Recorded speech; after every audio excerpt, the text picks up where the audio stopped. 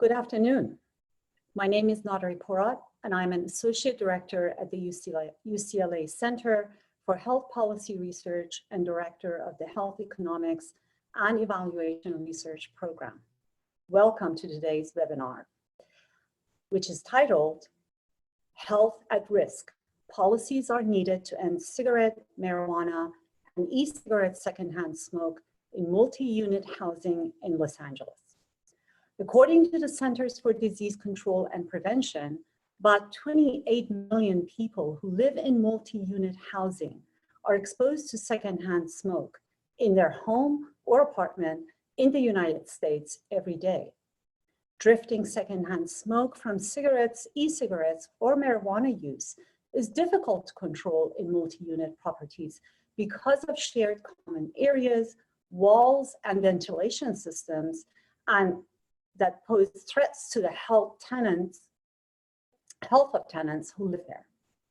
In fact, drifting secondhand smoke has been linked to over 40,000 deaths from heart disease and lung cancer combined every year. And with the ongoing COVID-19 pandemic and safer at home orders, there is a heightened focus on respiratory risk factors and the importance of home as a safe sanctuary from exposure to unwanted and harmful environmental threats to health. In California, a number of smoke-free laws have been enacted, yet the issue of secondhand smoke persists, especially in privately owned multi-unit housing, such as apartments and condominiums.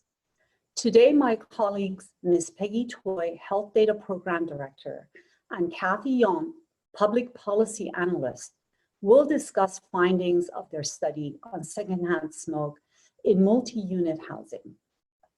They found that almost half, 49% of tenants in the city of Los Angeles reported exposure to secondhand smoke.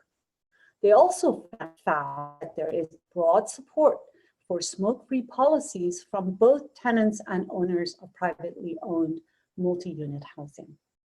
This presentation will illuminate additional important findings on tenants' experiences in these settings and gaps in availability and enforcement of existing voluntary smoke-free policies. Our presenters will also discuss the likely solutions that promote consistent implementation and enforcement of smoke-free policies that meet the needs of all stakeholders. If you're interested in today's slides, you can request them from our communications department at the email address shown on your screen. Now, let's begin today's discussion with Ms. Peggy Toy. Thank you, Dr. Porat, and thank you everyone for joining us today.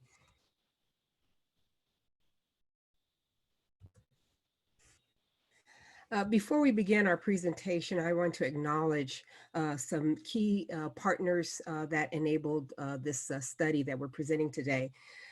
First, the County of Los Angeles Department of Public Health, which provided funding to conduct the study, and the Tobacco Control and Prevention Program that was very helpful in the course of carrying out the study. I also want to thank our project partners, Safe, Smoke-Free Air for Everyone, which provides technical assistance to tenants and owners concerned about secondhand smoke and policies restricting smoking, and also an advisor to our program for the tenant and owner surveys. We also want to acknowledge and thank the Apartment Association of Greater Los Angeles that did outreach and recruited owners to participate.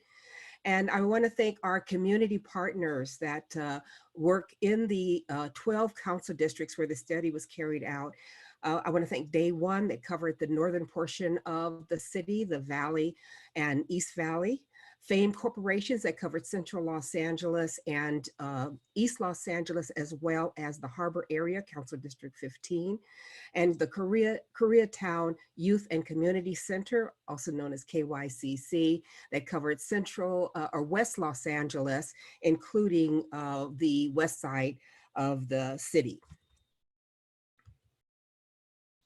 So multi-unit housing, also known as multifamily housing, is apartments, condos, townhouses, and duplexes. Any property that shares a wall or ventilation and plumbing and electrical systems. These are conduits for carrying smoke throughout a building. In the city of Los Angeles, there are more than 800,000 units in multi-unit housing, covering nearly half of the population that are residing in privately owned multi-unit housing, as distinct from public housing. Most renters will live in multi-unit housing. For secondhand smoke, there's no safe level of exposure. You heard in the opening that heart disease and lung cancer are particularly vulnerable to secondhand smoke exposure. Cigarette smoke contains more than 7,000 chemicals and toxins, and similar toxins are found in marijuana smoke and e-cigarette aerosol. Marijuana secondhand smoke, repeated use of, or exposure rather, to secondhand smoke from marijuana affects heart health. And e-cigarette vapor is actually an aerosol that emits ultrafine particles that can worsen lung and heart health. It can affect cardiovascular disease, high blood pressure, and other heart-related conditions. So we have the perfect storm occurring now in California, where voters voted for Proposition 56, which has been the most robust funding for the tobacco control program in California since it was founded in 1988, for the first tobacco tax was enacted. And so today we have a robust funding to really address smoke-free housing. But at the same time that voters approved Proposition 56, they also approved the use of recreational marijuana in 2016, Proposition 64, which legalizes the use of recreational marijuana. And then in 2018, e-cigarettes were making their growth. We're making a getting market share. But then Altria, which owns tobacco companies, bought a 35% share in Juul, the #1 e-cigarette on the market, for $12 billion, which meant there was quite a treasure chest to increase distribution of e-cigarettes.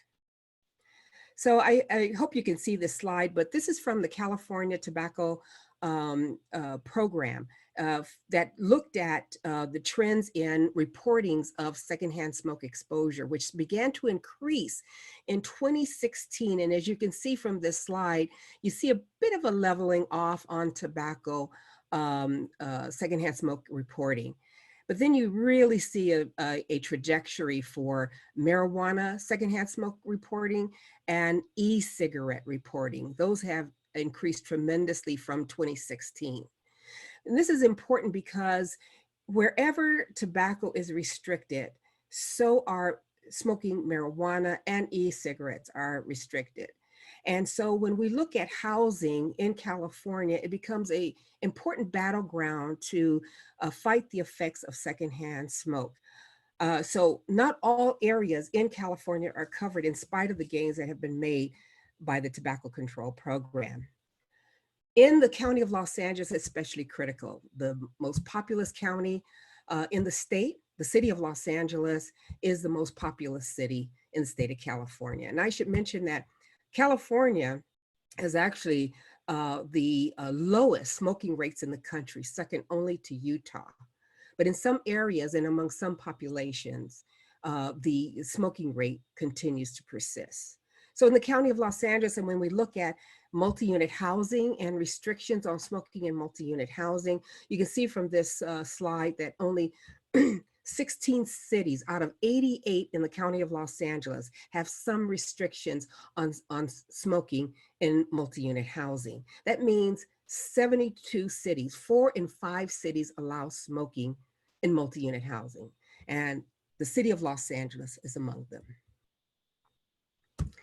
So for our study, one thing that we wanted to take a look at is what were the levels of exposure from tobacco, marijuana, and e-cigarettes in multi-unit housing, the attitudes of tenants and owners towards smoke-free housing policy, including level of support for a citywide policy, and tobacco-related disparities prevalent among race and ethnic populations in Los Angeles.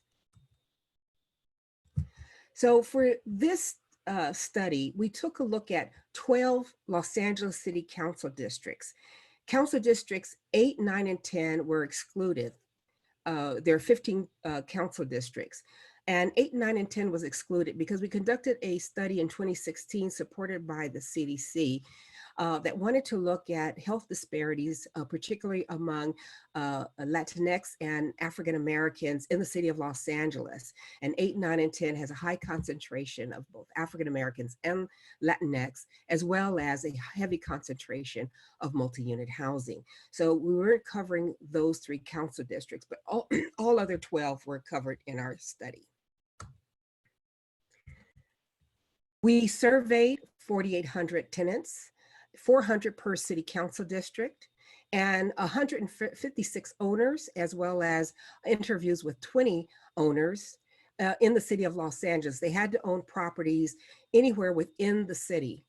And that represented a 21,000 multi-unit housing units that were owned through our participating owners throughout Los Angeles. So I'm going to turn it over to Kathy, which will share our findings and provide more details regarding our study. Kathy? Thank you so much, Peggy. Before I get into some of the results of our study, I'd first like to share a little bit of information about our data collection methods, as well as some information about our sample demographics. For our tenant survey, we collected data between March and October of 2019.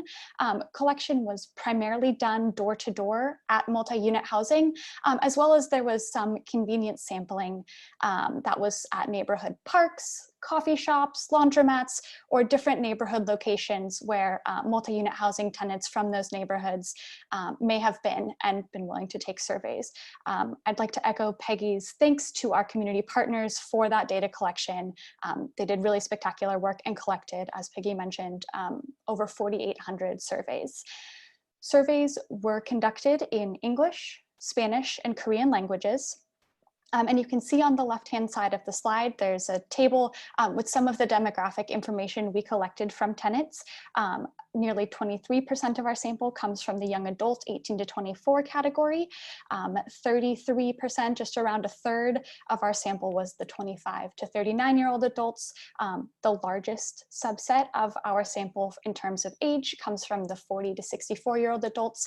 And then nearly 15% of our sample, or around 15%, is represented by adults ages 65 and over. We had close to 50%, 50-50 in terms of male and female respondents. And then we also asked our respondents to self-report their race or ethnicity. We had 10% of respondents, or just under 10%, select African American or Black. Around 44% selected Hispanic or Latino. Nearly 17% selected Asian or Pacific Islander, and 24% selected white and non-Hispanic. We had an additional 5% of respondents select mixed race or multiple ethnicities, Native American or Alaskan Native, another race that they wrote in or select don't know or don't care to answer. And for the sake of sample size, we've grouped those here. And then a little bit of information about our property owner survey. We collected 156 survey responses, as well as conducted 20 key informant interviews with multi-unit housing property owners from across the city of Los Angeles. Those owners represented more than 21,000 units across the city of Los Angeles and had properties across all 15 council districts. Some useful information, I think, to understand the sample is that our minimum number of units per a single respondent was 2. We did have some property owners who just owned some duplexes, as well as we had one property owner who owned as many as 11,000 units across the city, but the median number of units per respondent was 10. So we had quite a lot of owners who own 1, maybe 2 small to medium sized building, multi-unit housing buildings across the city of Los Angeles. All right, the first topic of our results that I'd like to discuss is tenant smoke exposure. We had nearly half, or 49% of our tenants respond that they have experienced drifting secondhand smoke enter their home in the past 12 months. The most common type of smoke that tenants reported is tobacco, at 39% of our sample saying that tobacco smoke has drifted into their home in the past 12 months. Followed very closely by marijuana. 36% of our sample said that they experienced drifting marijuana smoke, and 9% of our sample said that they had experienced drifting e-cigarette vapor. We wanted to identify what the origin of smoke is for tenants when they report that it's drifting into their home.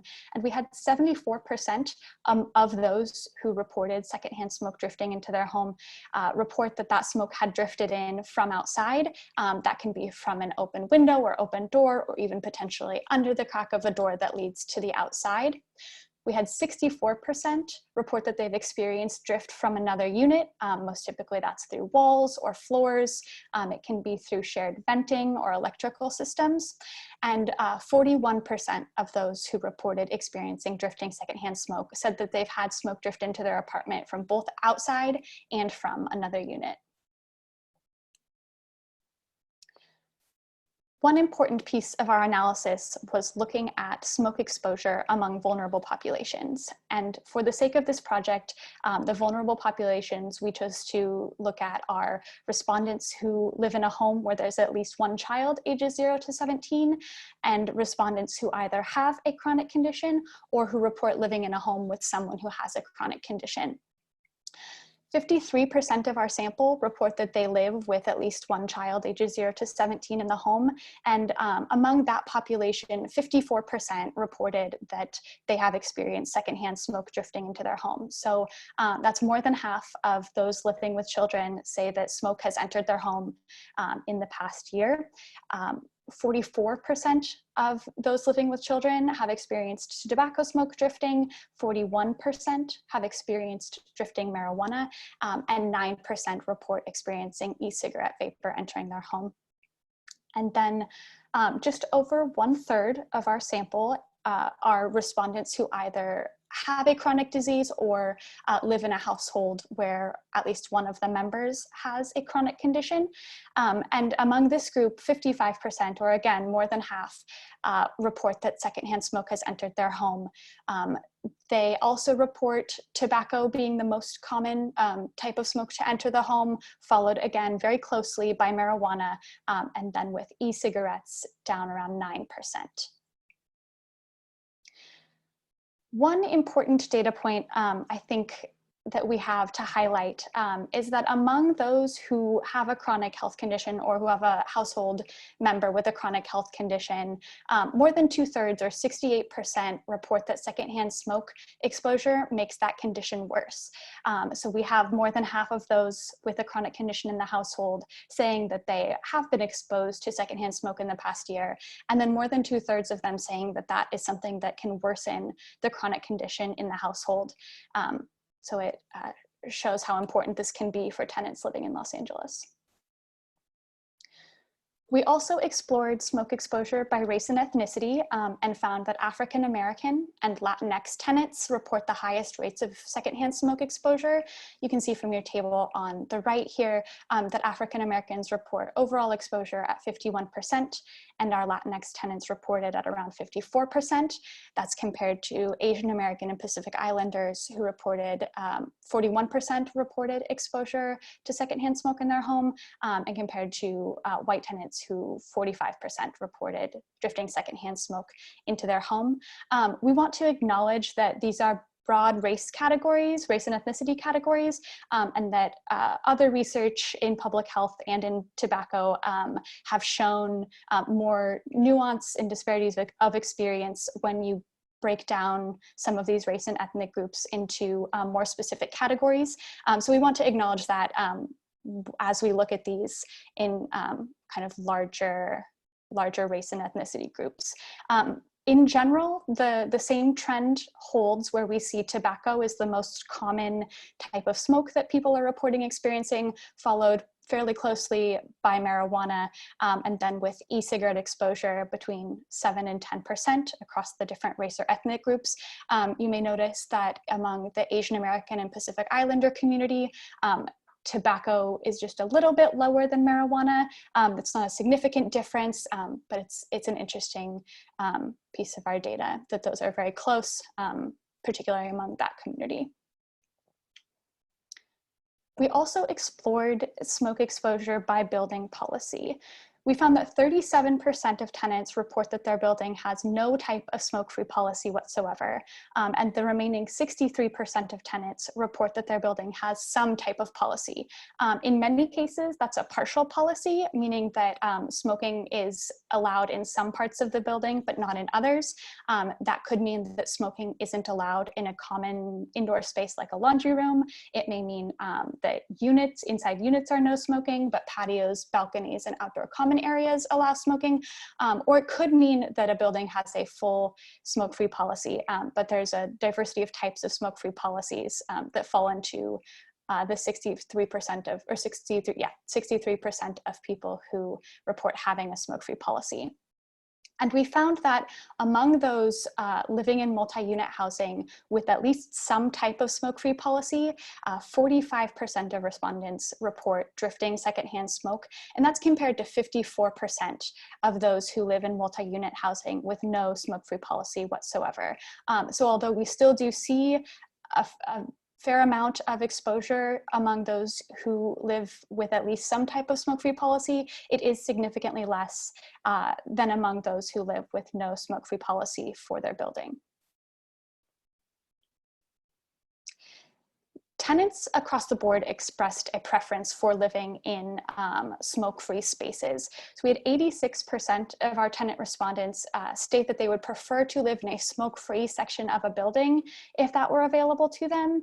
And 80% of our sample stated that they had a preference for living in an entirely smoke-free building if that was a choice that was available to them. Tenants broadly support citywide smoke-free housing policies. 95% of tenants express support for at least some type of smoke-free housing policy. That combines the 59% of tenants who support a policy that would cover an entire smoke-free housing building and property, so no smoking allowed on the property whatsoever, and then a subset of the tenants who prefer that a policy cover only parts of a building or property, but are broadly supportive of the idea of some type of regulation of smoking for multi-unit housing. And we found that this was even true among smokers, which may seem somewhat surprising. Our sample had 17% of respondents report that they smoke either tobacco or e-cigarettes some days or every day, and 86% of those who reported being smokers said that they would be supportive of some type of smoke-free multi-unit housing policy. We also asked tenants what type of smoke or smoke product they believe should be included in a smoke-free housing policy. 88% of tenants said that they would support a policy that includes tobacco. 72% of tenants said they would support a policy that's inclusive of both tobacco and marijuana, and 48%, so just under half, said that they would be supportive of a policy that includes all three types of smoke or vapor, here being tobacco, marijuana, and e-cigarettes. We also conducted, as I described earlier, some surveys among owners to try to better understand their experience with secondhand smoke on their property. And we found that nearly 60% of owners have received complaints from their tenants about drifting secondhand smoke. And among those who received complaints, nearly 90% received complaints about tobacco smoke, 66% received complaints about marijuana, and 14% received complaints about e-cigarettes. And as you can see, that kind of mirrors what we saw in terms of reported tenant exposure, where tobacco was the most prevalent smoke, followed by marijuana, with e-cigarettes being something that a smaller but still meaningful percent of the population experiences the drifting vapor from. Owners are broadly in support of smoke-free policies. Most owners support a smoke-free policy that covers an entire multi-unit housing property. We have more than half, at 54%, saying that their preference for a smoke-free policy would be one that covers the entire property, including indoor and outdoor spaces of a multi-unit housing property. 38% of our respondents said that they would prefer to support a policy that was partial, that had some spaces available for tenants who smoke to smoke. Some expressed a preference for a smoking area or allowing smoking on private outdoor areas like patios or balconies. And then we had 9% of the owners we surveyed say that they would not be supportive of any type of smoke-free multi-unit housing policy. We found that tenants and owners were broadly in agreement in the type of smoke that they felt should be regulated by a smoke-free citywide smoke-free multi-unit housing policy. For owners, 92% thought that tobacco should be included, 83% supported the inclusion of marijuana in a policy, and 68% support the inclusion of electronic cigarettes.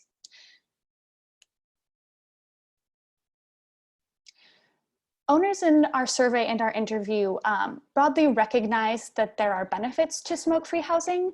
94% of the owners we surveyed said that they believe that smoked-in units result in additional costs for owners above what a non-smoked-in unit costs when they're getting ready to turn the unit over for a new tenant.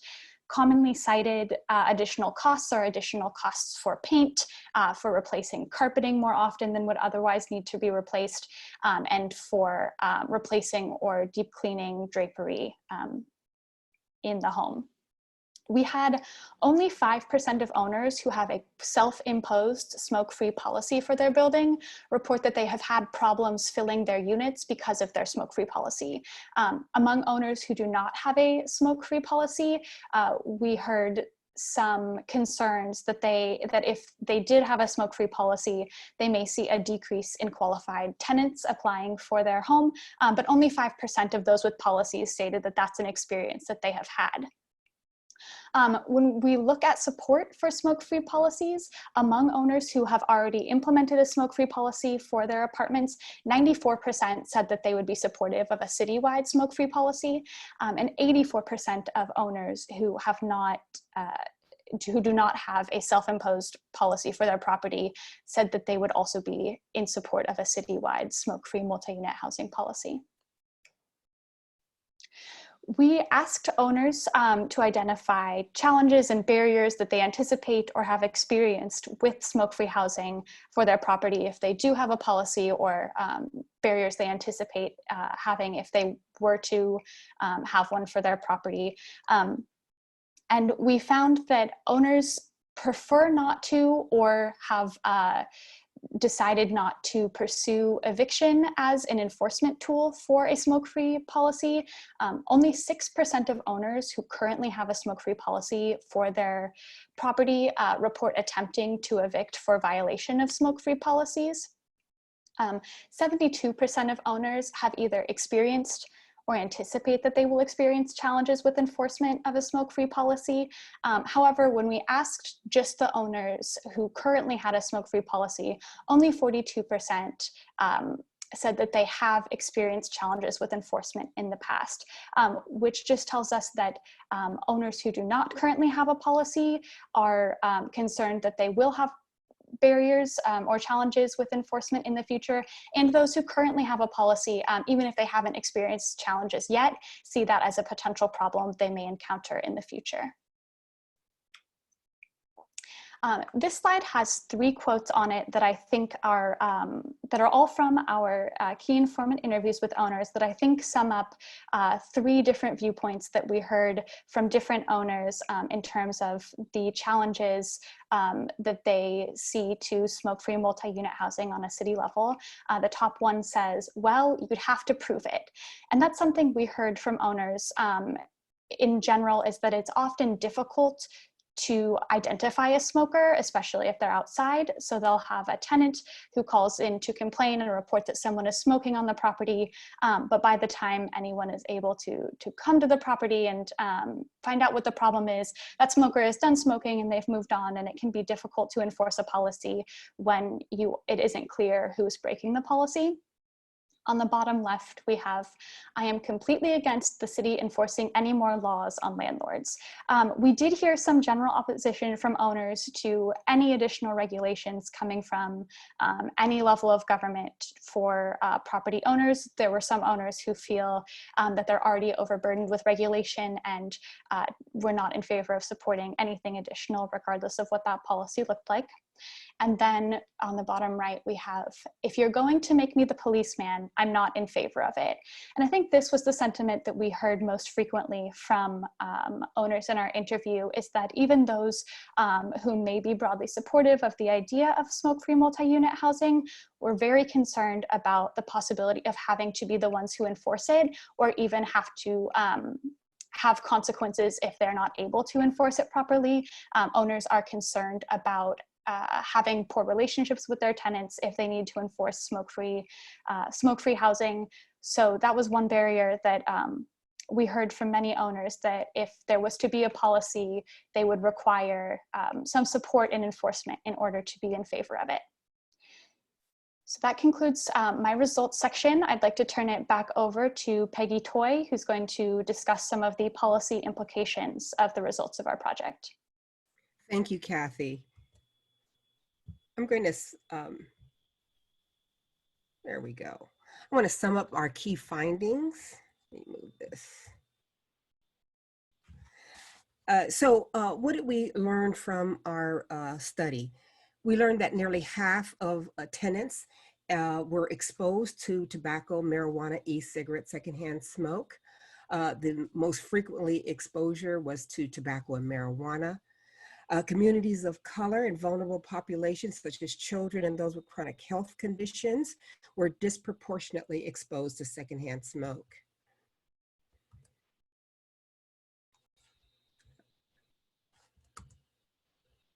Just a second here. Okay. And also, we learned that most of our owners reported having some policy, and some of the buildings had partial coverage, that is, restricting smoking in some areas and not in others. And those that did have some policy, the tenants reported less exposure to secondhand smoke in those buildings. We found also broad support for smoke-free policies among both owners and tenants. And the most common barrier cited, particularly for owners, is enforcement. In our survey of tenants, they felt owners should enforce a policy. However, owners felt that it was difficult to enforce for many reasons, and they had no support if they were to enforce such a policy. And the owners also felt that a big concern is in regards to citywide policy, although there's a great deal of support for it, a big concern was whether or not there would be enforcement. And the owners felt very strongly that they should not be the one to enforce a citywide policy for all the reasons that Kathy stated in her report. Not only was it difficult to identify where the problem came from, but also they were reluctant to even apply restrictions or other measures because there is simply no support for them to enforce their policy. One of the big issues among owners is that if there was a citywide policy, the city should do it. So out of our findings, what we found is that it leads to several recommendations in regards to policies and that would get the city to move towards a restriction on multi-unit smoking rather in multi-unit housing. One is that the city needs to establish a single 100% smoke-free policy for all multi-unit housing properties. This protects tenants from any drifting smoke, and it supports owners without having to decide some portions of the building to be smoke-free and others not. How would they go about enforcing it? Having a 100% coverage against smoking in a building will protect the health of tenants and support owners to implement smoke-free policies. Secondly, the city needs to identify a viable smoke-free multi-unit housing enforcement model to meet the needs of tenants and owners, as well as preserve tenancy. When we did our previous study, one of the things that we found is there is a great deal of opposition against smoke-free housing policies from housing rights advocates and tenants' rights advocates, and with good reason. With scarcity of affordable housing in the city of Los Angeles and rising homelessness, it becomes clear that housing is a significant issue for everyone in the city. And one of the big issues of concern to housing rights advocates and tenants' rights advocates is that the smoke-free policy, if it were to become a law, would be used as a tool of eviction. And so one of the things that of very great concern is that if such a policy were to move forward, that it could not use eviction as a solution. And even now, as we look at the quarantine that we're under, one of the things that the city's asking owners to do is to not do any evictions. But this was a problem well before COVID, and dealing with how you restrict smoking is a big issue. So how do you enforce it? Berkeley and Pasadena, cities that are renowned for having a solid enforcement mechanism. And so one of the things that we feel is important to look at is, one is having the city administration administer the policy. This could be done through an administrative citation against a code violation, like making smoking in housing a nuisance that could be reported by tenants themselves rather than the owners.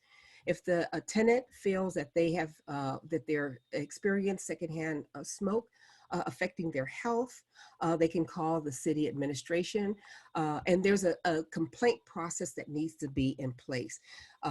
The City of Berkeley has a series of complaints before they will actually issue a citation. The idea is to make the tenant that smokes aware that it's affecting others, and to give them an opportunity to eliminate smoking within their unit or around the properties. The other approach is, once the citation is issued, to use community justice approaches to enforcement. That term, community justice, is a term that's used by the Office of the Los Angeles City Attorney now to deal with issues of nuisance and public behavior. So community justice is a form of restorative justice. It's a rising area of civil and criminal law. And what it does is it addresses minor matters of public behavior. And that is that it focuses on helping the offender, the violator, to overcome causes of the offense by connecting them with community resources that will help them to correct the behavior. So in the case of multi-unit housing, the violator would be issued the citation and given an alternative to a fine. And that would be perhaps attending a smoking cessation class. Very much like now, if you get a ticket for speeding or some other traffic violation, you have the option to going to traffic school, and you can correct that and eliminate that violation being on your driving record.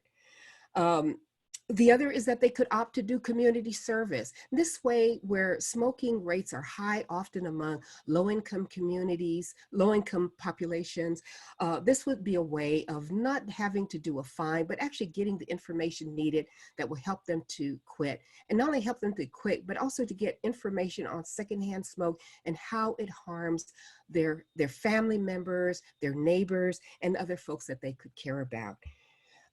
But in repeat violations, they may be able to implement a fine structure so that repeat violators would be given the option of repeating those cessation classes, given an opportunity to make corrections, but ultimately they would have a fine for repeat violations at some level. The key with this process is that it enables people who smoke to stay within their home.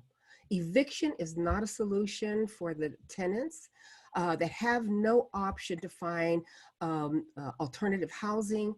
And it's no solution for the city facing homelessness and lack of access to affordable housing. But what it does do is create smoke-free environments to protect children, as well as those with chronic health conditions to avoid exposure to secondhand smoke.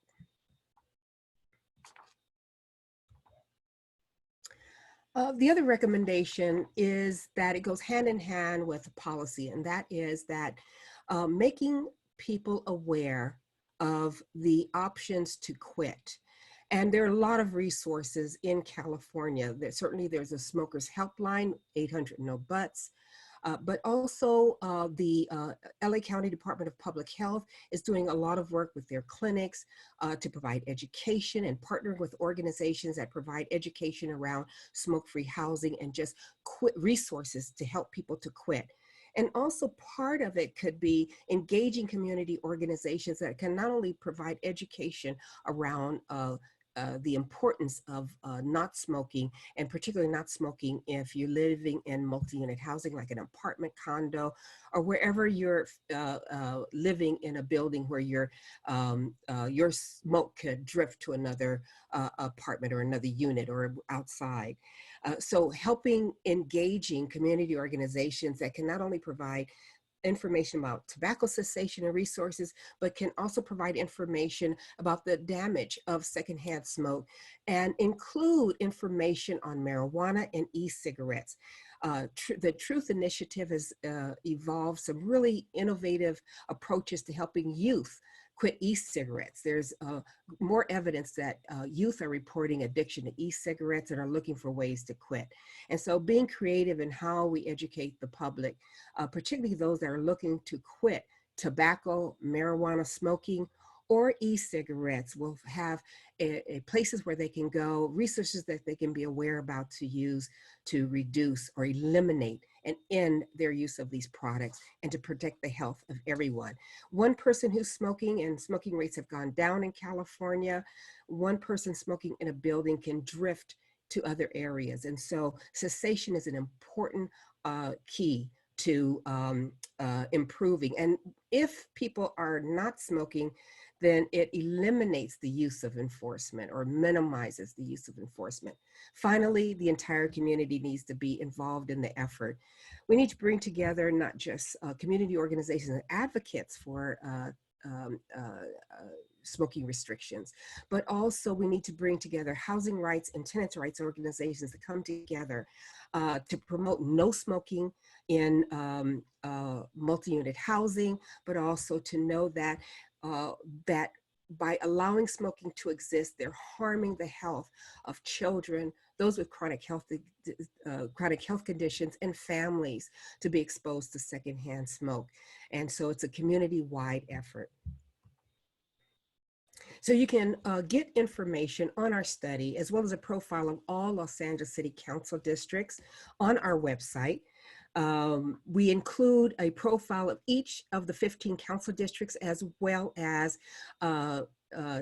tables around smoking rates for each council district and rates for asthma and heart disease. So you can look up your particular council district to learn more about smoking and the interests of your council district on smoke-free housing policy.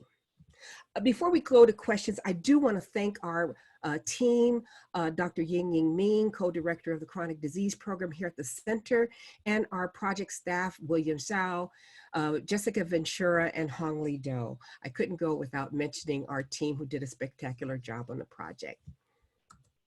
And now we'll open it up for questions. Good afternoon, everyone. My name is Tiffany Lopes, and I'm the Director of Communications here at the UCLA Center for Health Policy Research. I will be moderating questions from the audience today. I encourage you to use the Q&A function in Zoom to ask questions. We've got a lot of great questions from the audience, so let's begin with the first question. Did you notice any age-related trends among supporters of smoke-free policies? And do you anticipate gentrification playing a role in implementing smoke-free policies in LA? So I'll have Kathy answer the first question. Sure, I can do that. We didn't notice very much in terms of age-related differences in terms of support. Support was fairly consistent. I unfortunately don't have those specific numbers, but that's something that we can potentially provide if you are interested in more specifics. But there didn't look like there was a big difference in terms of support across age groups, which is a really interesting question. So in terms of gentrification, it is a problem, and that's why housing rights and tenants' rights advocates are so adamant against any kind of policy that could lead to evictions. But precisely because we don't have a policy in place, then we have a sort of a Wild West situation where eviction can be used for any reason now, even without a smoke-free housing law. And so ensuring that eviction is not an option when it comes to enforcing policy, it removes smoke-free housing policy as a tool for people who are for predatory practices in evicting tenants for the purposes of increasing rents and eliminating access to affordable housing. Thank you both. Could you share more about how you were able to obtain the list of multi-unit housing buildings as well as the contact information of the building owners? So our partnership with the Apartment Association of Greater Los Angeles was a very, very significant part of the work that we've done. Our AGLA, it's known as AGLA, they work with us on the CDC project. They provided education to their members, their 6,000 members in the city of Los Angeles, throughout their greater Los Angeles area. And they encouraged owners to participate. We provided a small incentive for owners to complete the survey, and we did it mostly online. However, we did presentations at gatherings or meetings at AGLA headquarters, and they allowed us to talk with the owners and administer the survey. So partnering with AGLA was an important part of it. And they are very much supportive of smoke-free housing. In our previous study, they testified before the Housing Commission to talk about the importance of smoke-free housing and how it helps owners as well as tenants. So partnering with an organization that are serving owners makes a big difference. Great. Another data gathering question. Did your data collection include members of communities such as the LGBTQ community or the deaf and hard of hearing community? That's a really excellent question. We did not have a question asking people to provide information about their sexual orientation. I can only assume that among 4,800 surveys, we certainly did collect surveys from members of the LGBTQ community. That is not a question we had to be able to stratify by.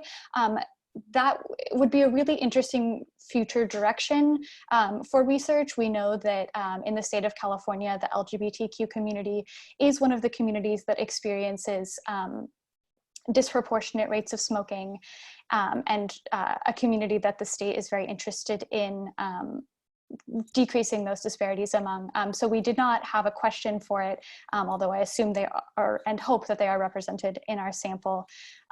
Tiffany, can you please repeat the just second part of the question? Oh, the deaf and hard of hearing community, correct? Yes. Right. Unfortunately, we did all of our surveys in person, and those were typically read aloud to respondents. This may be a question for our community partners who spent more time on the ground than I did. Unfortunately, we did not have special anything additional in place in order to accommodate a community that was hard of hearing, although the surveys were completed on iPads, so it may have been possible for someone who preferred to read the survey and answer themselves to do that. I don't believe, based on my communication with our community partners, that that was something that we got a lot of. And it's an interesting question to pursue in the future if that community is disproportionately or similarly impacted to other communities. Thank you, Kathy. We have a couple questions about COVID-19. Given the shelter-in-place restriction limits their ability to find alternate areas to smoke, how can advocates convince residents who smoke that having a smoke-free policy in their apartment complex would benefit them? You know, this is the time, really, I think, to bring this to the attention. The public health community is very concerned about the effect of COVID. In fact, the Lung Association recently issued a report to talk about how the COVID it particularly affects those with underlying poor health conditions, including the respiratory system. So you can imagine that those that are at home, if they are, if we have asthma or COPD or any respiratory problem and they should contract COVID, that they could be, there's condition would subject them to contract COVID and suffer the worst conditions. And so this is a time to take a look. I know it's very hard to penetrate the intense focus as we should on COVID. Nevertheless, we do have to protect the health of all of our residents, and particularly those in multi-unit housing. So I'm hoping that we can bring it to the fore, and we're hoping that elected officials in the city of Los Angeles and elsewhere where this is a concern will take a look at this issue and begin to, not just for today's pandemic, but tomorrow another will come, and we have to ensure that people can breathe clean air, particularly in the sanctuary of their own home. Thank you, Peggy. We have a couple of questions regarding this slide. So if we can go to slide 22. Regarding that slide on tenant support for smoke-free policies, does this include designated smoking areas? Good question. So the middle bullet point here that says 59% of tenants would support a policy that is inclusive of all areas of a multi-unit housing property, that would not include a smoking area on the property. That would require, as in some cities in Los Angeles County, people to go outside of the property. That might mean to the sidewalk or to the corner. But when we say inclusive of all areas of a multi-unit housing property, that doesn't include a smoking area. When we talk about partial policies, in many cases that would include a smoking area, either a designated smoking area or potentially parts of a building like the private outdoor areas would be allowed to be smoking areas. So that was a concern we heard from tenants who, especially those who were smokers or had a smoker in their family, that they may have been in favor of increasing restrictions, but were concerned about where they or their family member would go if there was no place on the property to smoke. But we know that if there are places on the property to smoke, that smoke does drift. So yeah, good question. An all-inclusive policy would not include a smoking area. Definitely. So just moving along to slide 28, and the 6% of owners pursuing eviction for violation of smoke-free policies. Are you able to comment on how many owners were successful in pursuing evictions? Not based on the data we collected. We didn't ask if they were successful. I can speak anecdotally based on my conversations with owners during interviews and those taking the surveys. And what I heard from owners was largely that eviction was not an effective tool, that by and large, even if there was language in the lease, that eviction was something that they told me was largely not successful when it was pursued, or they perceived that it would be unsuccessful, and that was part of the reason why it wasn't being pursued. Peggy, I don't know if you have additional, maybe anecdotal evidence from, or thoughts from previous CDC project on the success rate of evictions regarding smoking? Eviction is the last resort for an owner, because once they move out, the cost to rehabilitate a unit can be upwards of $5,000 per unit before it's back on the market. And so and also there's the loss of income. So that's why owners are reluctant to evict a tenant for really any reason. And that's why we had a low rate who reported attempting eviction. Now, how successful they might be is another story that we didn't explore. But we do know from the literature and other studies, as well as our previous CDC study, that owners do not want to evict in spite of the prevailing view. And evictions have been up, but for the owners that we've studied, their eviction is the last thing they want to do. Great. Do you have information about the number of children living in units without a smoke-free policy? And do you have any numbers of correlated rates of asthma or other respiratory illnesses? Yeah, that's a really good question. So when we looked at vulnerable populations and the rates at which they lived in housing that did or did not have any type of smoke-free policy, we found that there wasn't a big difference, that similar numbers of those with children lived in places without a smoke-free policy as those without children. So although we do see disproportionate exposure among those with children, we didn't see a significant difference in terms of living in a building that has a smoke-free policy. We do have a table of asthma rates and related conditions to smoking and smoke exposure as one of our supplemental materials that got mentioned. So if you visit the publication page that our policy brief is on, as well as supplemental materials, you'll be able to see a table that has more information about related conditions. Got it. Somebody commented that they were surprised about how low the statistics are regarding e-cigarettes, reports of being bothered, reports of including it in a possible ban. In that e-cigarette use is up, to what do you attribute the lowest rate of enthusiasm for regulating e-cigarettes? And do you think people may confuse the aromatic cannabis with e-cigarettes? Well, in terms of the first part of that question, e-cigarettes, I mean, they're increasing studies that looks at the aerosol that's emitted from a e-cigarette. And what's been found in the most recent study that we looked at was that conducted by the UCLA Environmental Health Science researchers, who took a look at the vapor. So the vapor weakens the further it is from the person who is smoking the e-cigarettes. And so with that, it may be less perceptible to those that are reporting secondhand smoke exposure. Now, why, and that's a very good question, why is it that we had 9% reporting exposure, but I think it was close to 50% or more that said that they would include e-cigarettes. And I think it's just generally that by and large, people want to be smoke-free. More people don't smoke than do.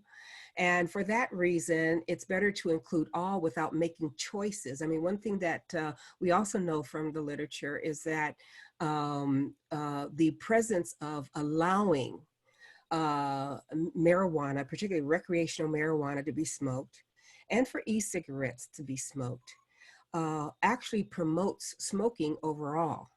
And so we don't hear often from people who are afflicted by a secondhand smoke. We get a lot of calls, so does our partner SAFE, about people that are just miserable from being exposed to secondhand smoke. And I think that if you are for policy, that you want to include every form of smoking to prevent exposure. And so I think that's why it's higher than what's been reported for exposure to include e-cigarettes in a smoke-free housing policy, or to restrict smoking of e-cigarettes along with marijuana and tobacco. Thank you so much, Peggy. Unfortunately, those are all the questions we have time for this afternoon. If we did not get to your question, please email us at healthpolicy@ucla.edu and we will get back to you. I just wanted to thank you all for attending this month's seminar on the need for smoke-free multi-unit housing policies. And thank you to Dr. Nadare Parat, Peggy Toy, and Catherine Yount for this important and timely discussion. We will be posting the recording of this webinar online with closed captions within the next 2 weeks. Please visit healthpolicy.ucla.edu/seminars. As a reminder, if you'd like a copy of today's presentation, please email us at healthpolicy@ucla.edu. Have a wonderful rest of the day. Thank you.